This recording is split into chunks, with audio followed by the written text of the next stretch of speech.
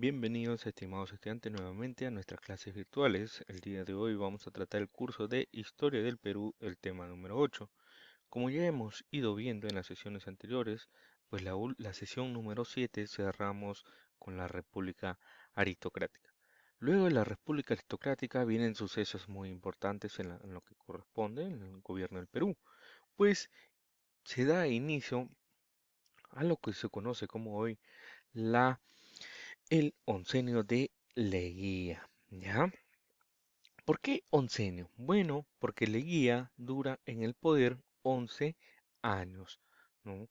En la cual, pues, ocurre una serie de acontecimientos, como es el hecho, pues, de cambiar de, de quien nos presta el dinero, ¿no? Ya no sería Inglaterra, ya no sería Europa, sino ahora nuestros ojos están en Estados Unidos. Hay una influencia fuerte de Estados Unidos en el Perú y esto se debe a Leguía. Tanto así que cuando en Estados Unidos en 1929 ocurre la Gran Depresión o el crack del 29, esto tiene graves consecuencias en el Perú también, porque todo el capital estadounidense, ¿no? O todo el capital que existía, pues la mayoría del capital que existía en el Perú provenía de Estados Unidos. Esto lleva a que el gobierno de Leguía, que dependía bastante del capital norteamericano, cae, cae o pues se va en declive, ¿no? Entonces, eso sería una de las consecuencias del crack de 29 en el gobierno de Leguía, entre otros acontecimientos. Bueno, tenemos entonces el tema de hoy corresponde al oncenio de Leguía, la parte número uno. ¿Quién es Leguía? Bueno, es este señor que está acá en el medio. Está ingresando al Palacio de Gobierno. Ojo con la, ojo con la vestimenta, ya lo he venido mencionando en la clase pasada, pues esta vestimenta era parte de la aristocracia limeña, es de la alta clase limeña, ¿ya? La alta clase en el Perú usaban sus ternos, ¿no? Su terno, su sombrero y también llevaban un bastón, lo que indicaba pues su alta clase social. Bueno, para las elecciones de 1919, recuerdan ustedes, en la madrugada del 4 de julio, Leguía, con el apoyo de la Gendarmería dirigida por el teniente coronel Gerardo Álvarez, depuso al presidente José Pardo y se proclamó como presidente iniciando el régimen llamado la Patria Nueva. La Patria Nueva lo mencionaba Leguía porque acá ya no intervenían pues los civilistas. Se había acabado el régimen del partido civil. Ahora corresponde, pues, renovar esta patria. Corresponde levantar sus nuevos cimientos. A ese proceso se le conoce como la patria nueva. Al gobierno de Leguía, al oncenio de Leguía se le conoce como la patria nueva. No olvidar que en la República Aristocrática el último presidente fue José Pardo. Entonces se dieron elecciones, recuerdan bien. Sin embargo, pues Leguía no esperó los resultados de estas elecciones, a pesar de que posteriormente se conocía que Leguía había sido ganador. No esperó, sino que hizo, bueno, dio un golpe de estado, ¿no? Antes de conocer los resultados de las elecciones. Así pues, Leguía inicia su gobierno de la patria nueva. ¿Qué más tenemos?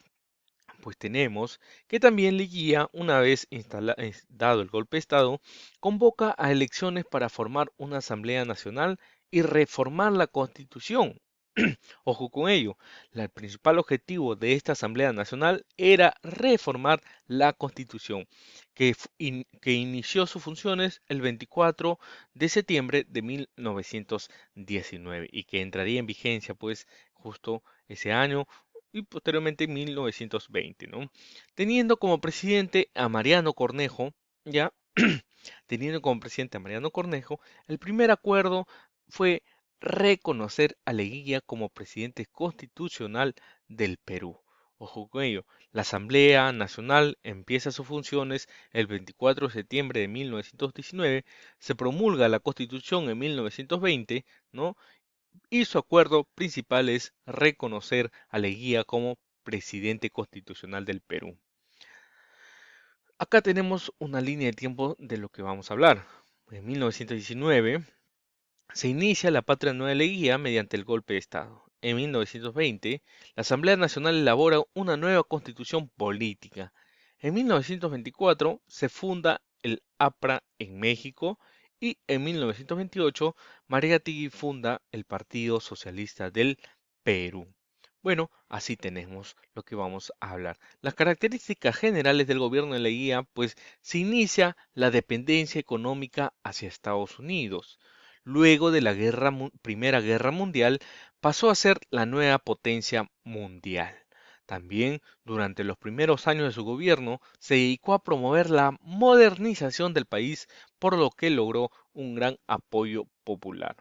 También en este proceso nacen los más grandes partidos políticos de masas del siglo XX en el Perú, el APRA y el Partido Socialista. También, pues, se produjo el surgimiento de una nueva clase, la clase media, el surgimiento, el fortalecimiento de esta nueva clase social en el oncenio de Leguía.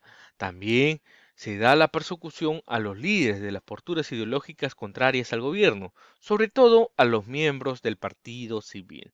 El oncenio de Leguía era contrario al partido civil, al civilismo, quienes muchas veces fueron encarcelados o deportados.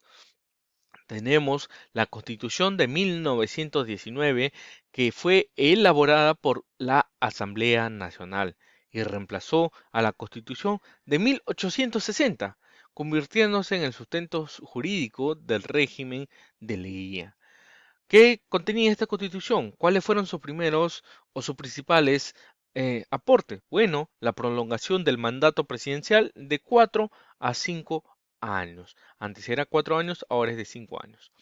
También quedaba prohibida la reelección inmediata. Sin embargo, Leguía cómo duró, pues, o cómo estuvo en el poder 11 años y no podía reelegir. Bueno, después realizó modificaciones para facilitar varias veces su propia reelección como candidato único, ¿no?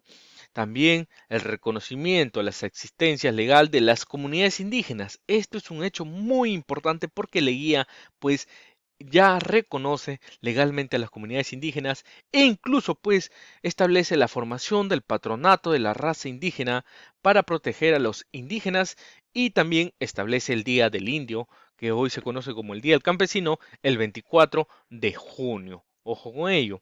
También reconoce que el Estado profesa la religión católica, apostólica y romana.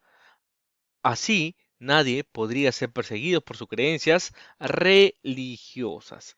También se da la creación de congresos regionales que legislaban una vez al año por 30 días y enviaban sus resoluciones al Poder Ejecutivo, es decir, al Poder Central, ¿no?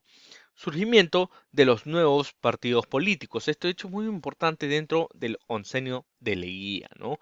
Se producen nuevos planteamientos políticos y sociales con la fundación de dos nuevos partidos políticos de masas.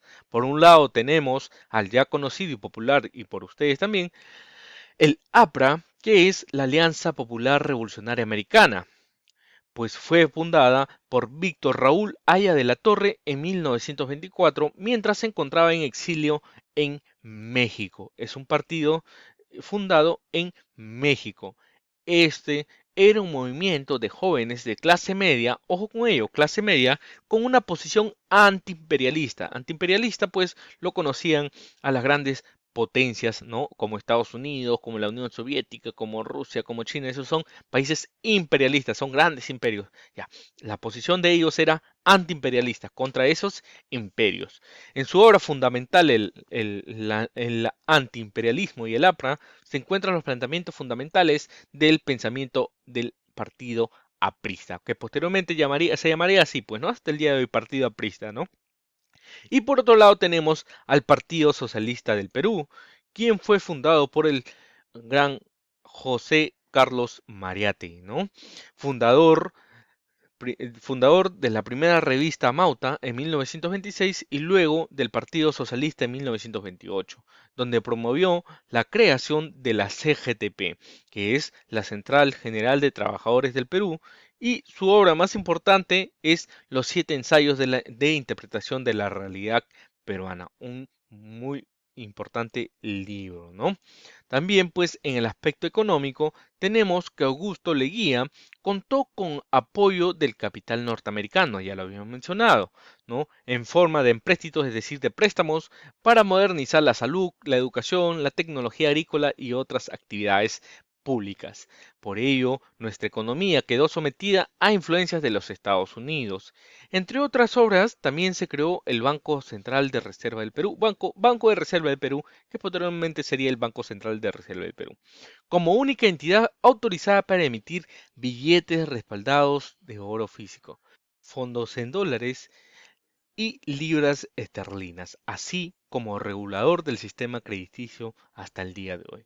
Bueno, el problema también del Estado con la International Petroleum Company, la IPC, sobre la Bre de Pariñas, fue sometido a un tribunal internacional por el presidente José Pardo. ¿Recuerdan ustedes el conflicto que había ocurrido pues con la IPC y el Estado peruano? ¿No? Ya en el gobierno de Leguía toma pues toma un proceso ya internacional.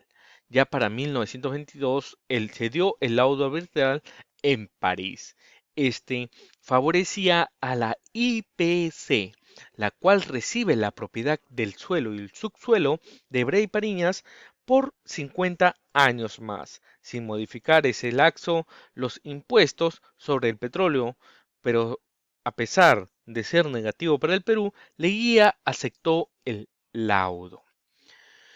Con ello, pues firma un nuevo arreglo también con la Peruvian Corporation, donde el gobierno peruano le cedía la perpetuidad, los ferrocarriles, así también como la navegación a perpetuidad en el lago Titicaca. ¿Recuerdan ustedes? Todos estos cambios se habían dado en el proceso de la República Aristocrática y ahora ya tenían sus efectos negativos, ¿no? Sin embargo, Leguía pues aceptó todo ello y siguió que estos dos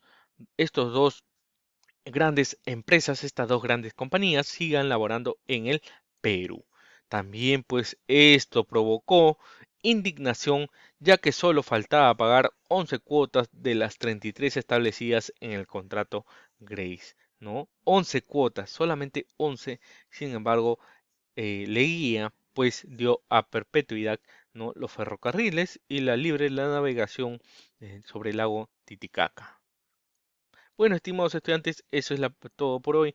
Es la primera parte del enseño de la guía. La próxima sesión estaremos continuando sobre el gobierno de Leguía, la sección 2.